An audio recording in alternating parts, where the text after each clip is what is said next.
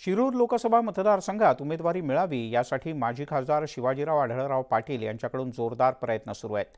शिवाजीराव आढळराव पाटील यांनी राष्ट्रवादीचे आमदार दिलीप मोहिते यांची भेट घेतली। दिलीप मोहिते पाटील आणि आढळराव पाटील यांच्या भेटीत दोन्ही नेत्यांनी मनमोकळा संवाद साधल्याचं कळतं। आढळराव पाटील यांना राष्ट्रवादीत प्रवेश देऊन लोकसभा निवडणूक लढवायला त्यांचा विरोध आहे। मात्र या विरोधानंतर आढळराव पाटील यांनी मोहिते यांच्या घरी जाऊन भेट घेतल्यानं चर्चा सुरू झाली आहे। राष्ट्रवादीच्या आमदारांमुळे आढळराव यांचा पक्षप्रवेश लांबणीवर पडलाय। दरम्यान आजच्या भेटीत सकारात्मक चर्चा झाल्याची माहिती आहे।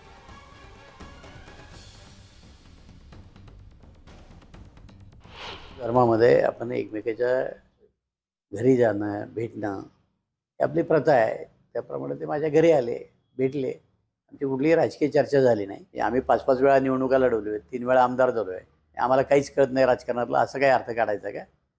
त्यामुळं पक्षाने जरी भूमिका घेतली तर माझा स्वतंत्र विचार आहे।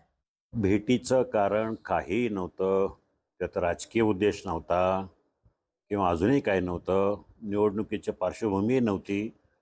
एकमेकाला भेटणं, सदिच्छा भेट ही सदिच्छा भेटच होती। त्याला काही वेगळं अर्थ त्यातून काढता कामा नये।